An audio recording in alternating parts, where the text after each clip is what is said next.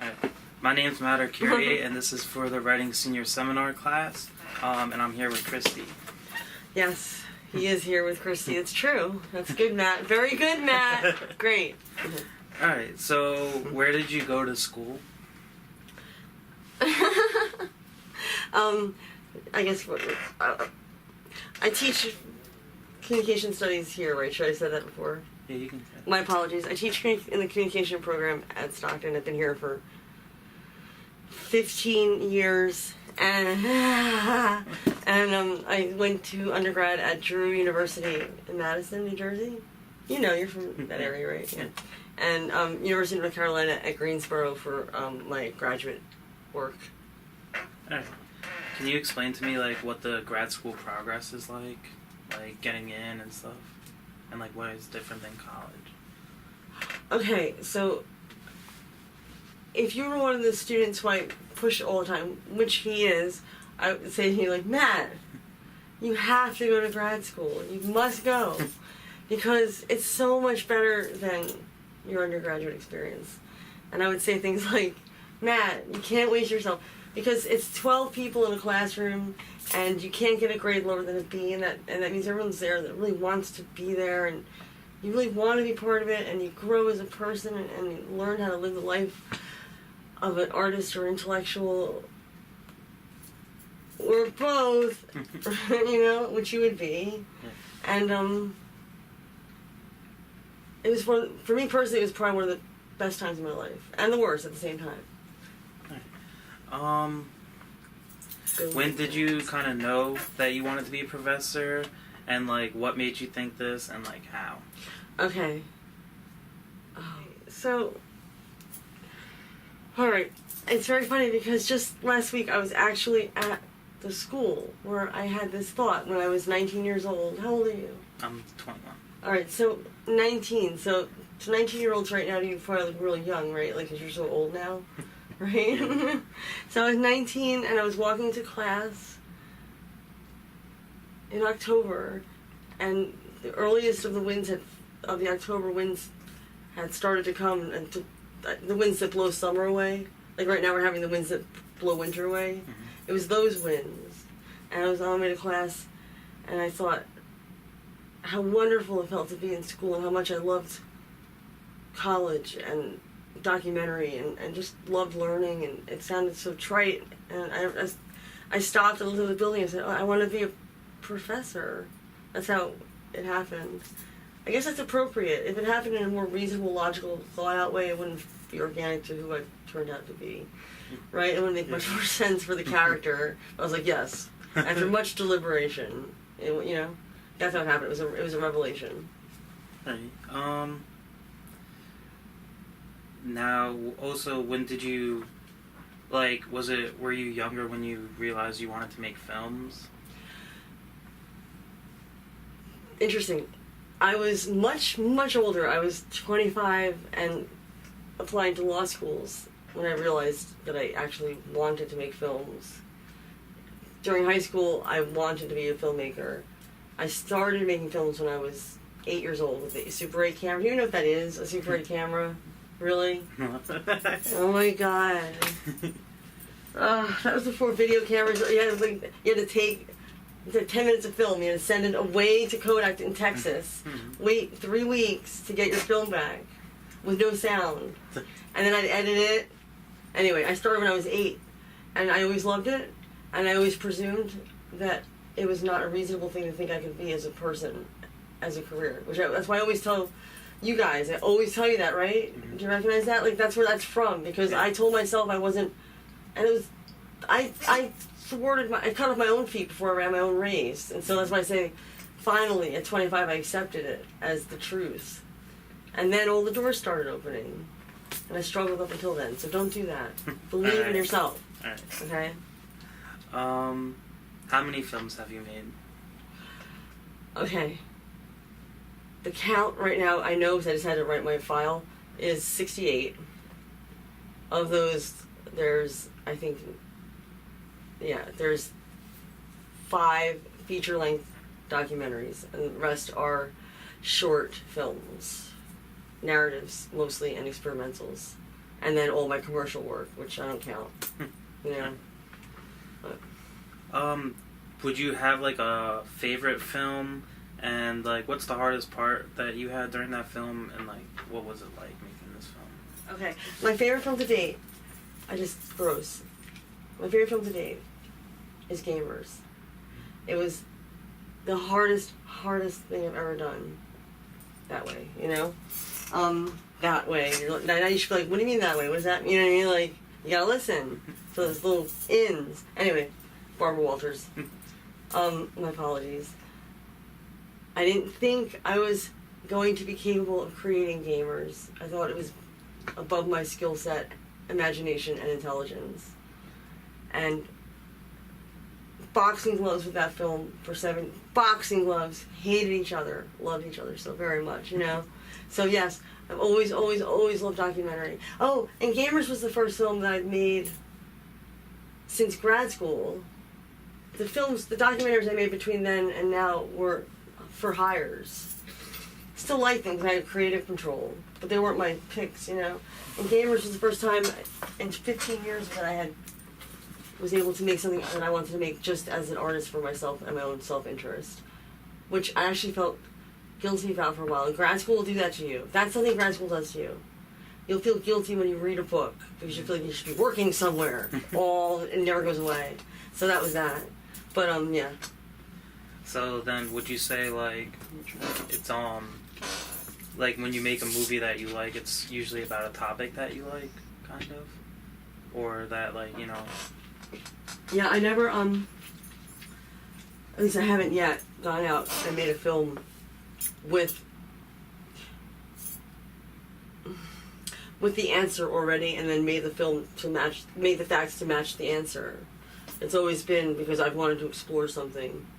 And I'm reasonably good, and I am proud of myself for being able to, as much as you're able to, but always conscious of taking my opinion out of it until I understand it as I understand. And then I present it, this is my understanding, but I never go with a preconceived end line, which a lot of filmmakers do, and that's not me. Yeah. You know what I mean? Yeah. Yeah. Because then, like, if the film could turn out weird or seem, like, aggressive almost, like it's coming at you trying to prove a point. Yeah, right? And it's kind of déclassé. Yeah, like, why do you think it works so hard to prove a point? And, like, that's what Michael Moore built his whole industry on, was making points. Yeah. But then what if he's wrong? What if he's wrong? You know, like, it's so presumptuous, isn't it? You know?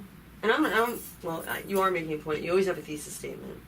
In Gamers, I did have a thesis statement, but I came to it after editing it, or start, that process.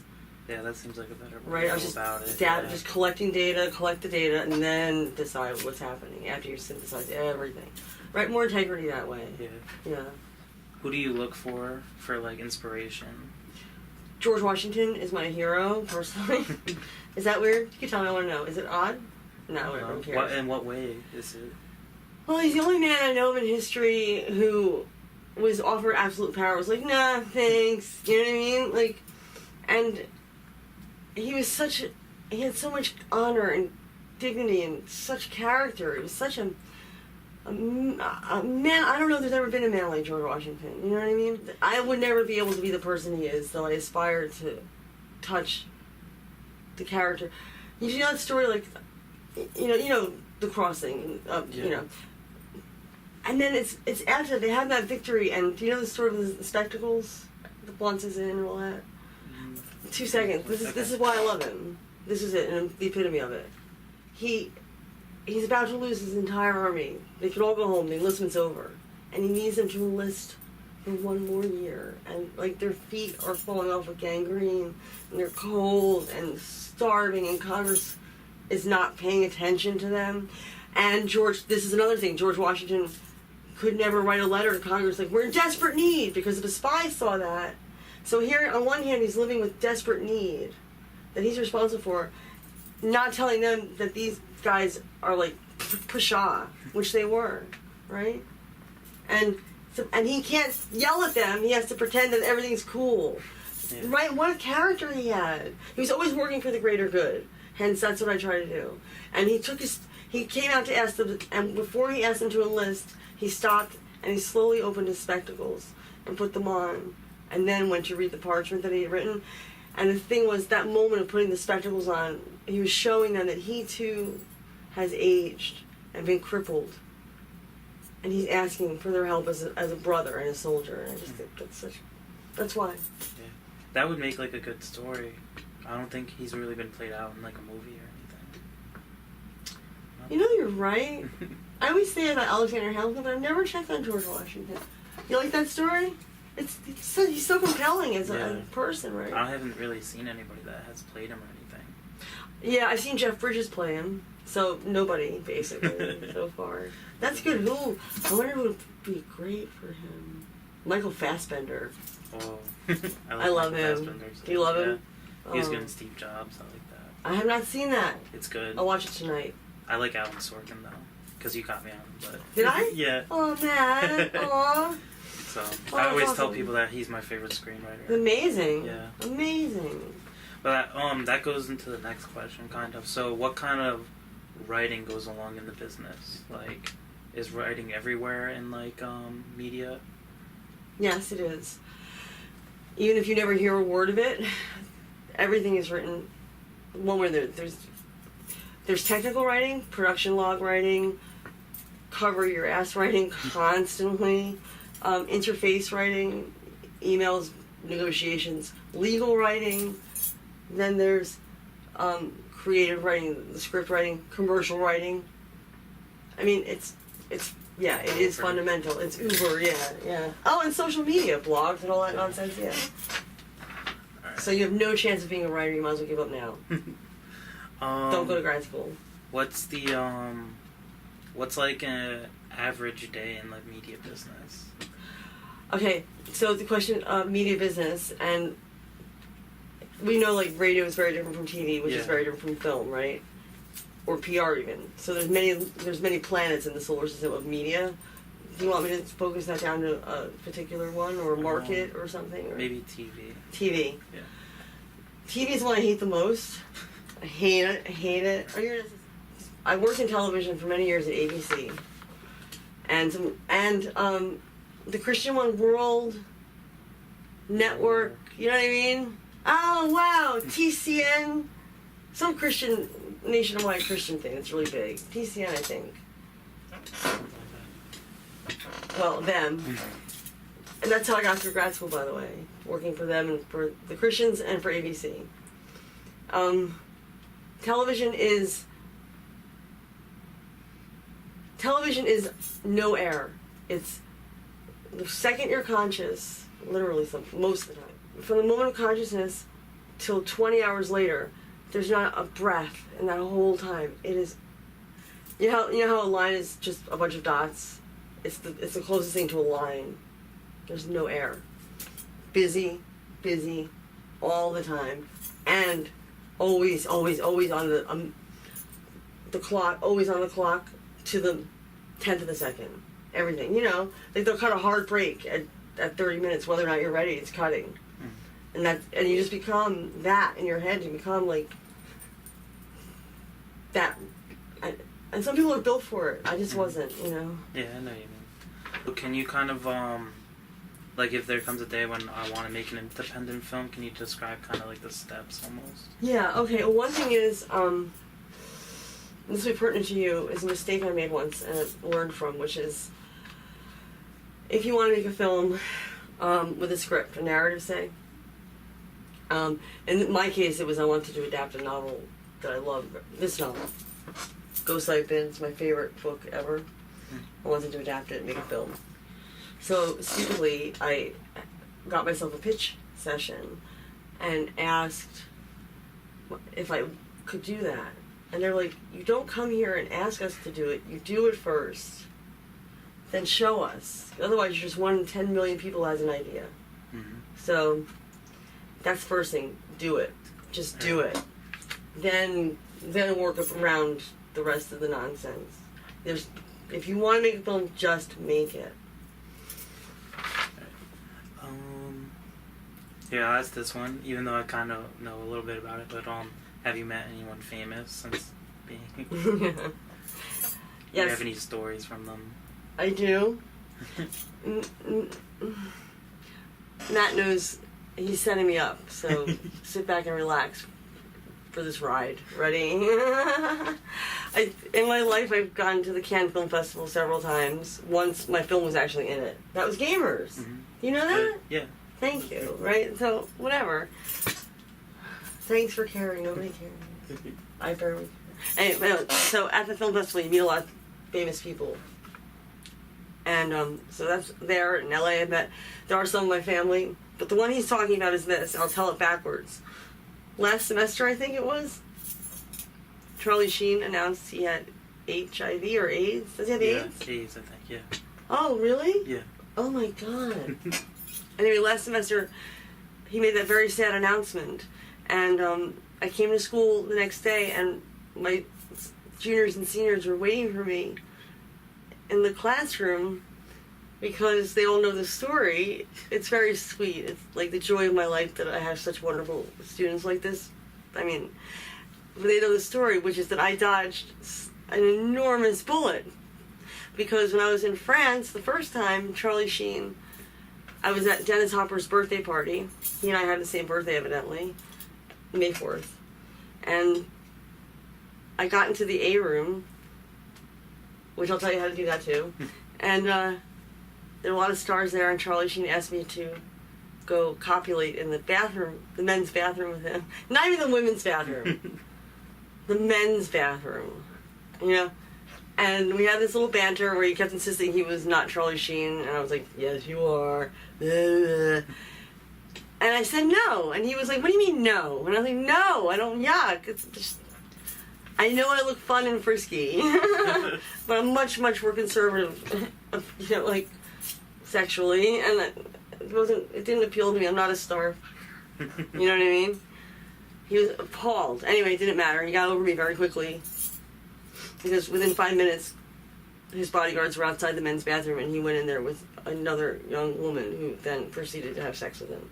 And that was, like, in the late 90s, so I really dodged the Charlie Sheen sex bullet. That's what he wants you to know. Did I tell it good enough? Yeah. Right.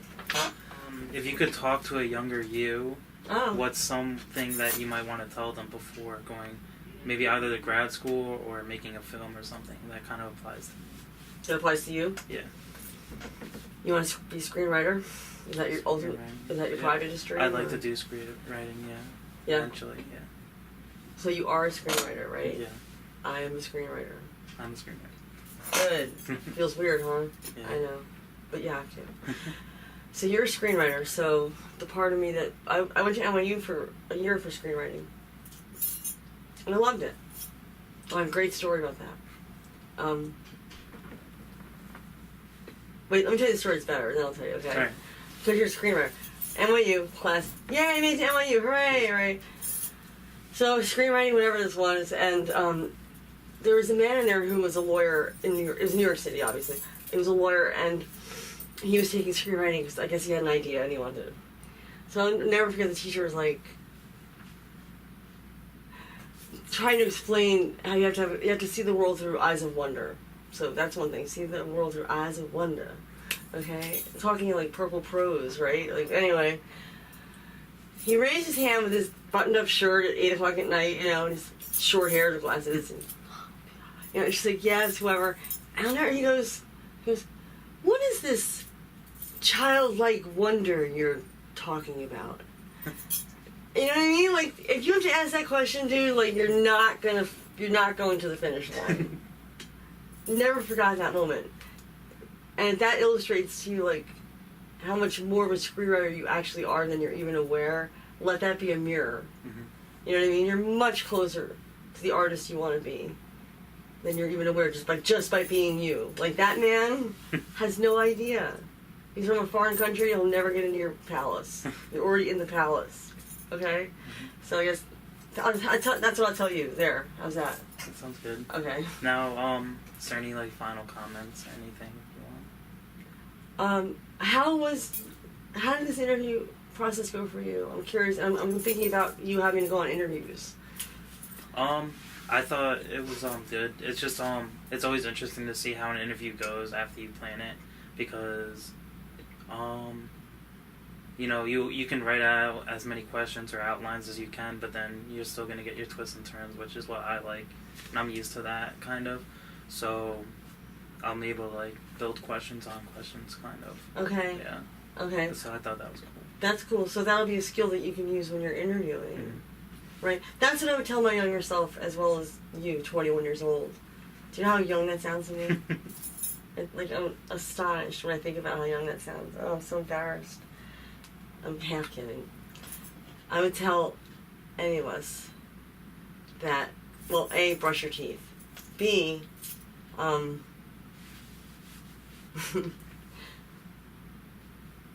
see through the eyes of your heart all the time as best you can. Live that. That's the way to live, is through your heart. There's no time or energy to be wasted on building protective scaffoldings, masks, facades. It's not necessary.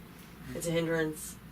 Likewise, any negative beliefs you've internalized from the outside world, like I have, like kids who picked on me, my, disapproving parents, whatever, like, and you internalize those voices, as quickly as you can, realize that those are equally the same thing as building a mask. Mm-hmm. It's just a different way to manipulate yourself away from the truth of who you are, and the best way to live is openly and honestly. That's the best route.